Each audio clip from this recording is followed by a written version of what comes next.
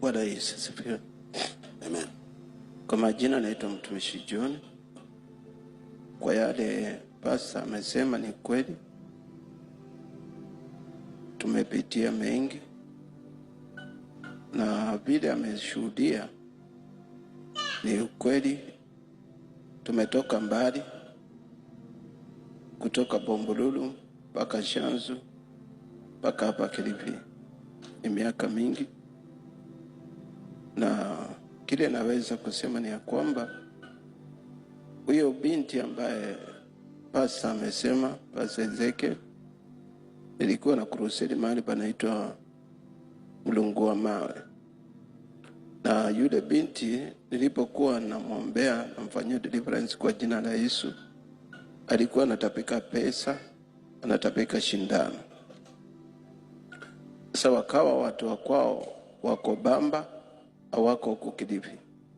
Ndiyo ndugu yake akawa ako pale Majengo Kanamai. Ilipokuwa pale, basi akawa na crusade. Nikapata hiyo habari alikuwa kwa crusade huyo binti. Maana wao watu wa kwao walikuwa natamani apate kufunguliwa. Na nashukuru Mungu kwa maana alifunguliwa. Na vile nilivyopata ripoti ni ya kwamba huyo binti aliolewa upande wa Mariakani.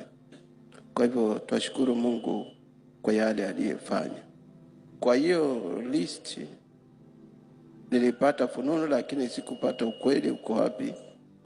Bali ninajua ya kwamba wakati huo tukifanya crusade, kuna kuku mbili zilikufa zikiwa zinaangaliana, moja inaangalia huku na ile nyingine inaangalia hivi.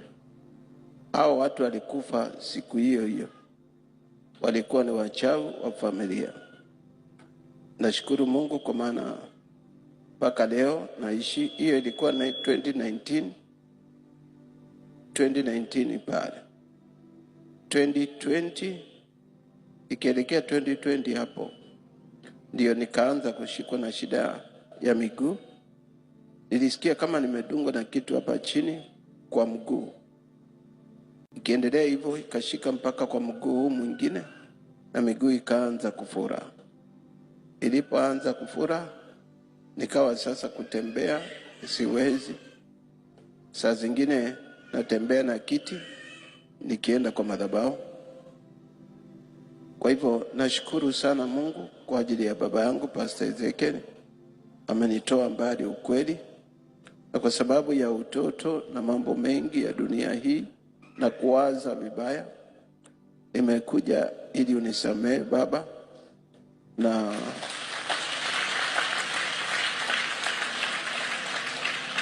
nimekuja na mke wangu.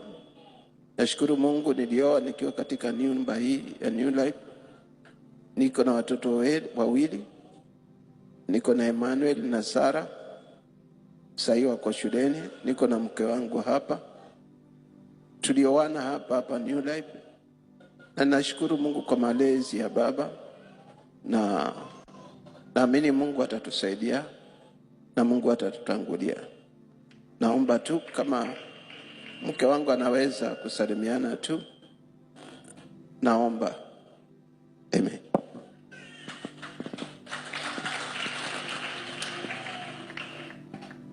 Bwana Yesu asifiwe. Amen. Nashukuru Mungu kwa masaa nimefika mahali hapa. Changu ni kwamba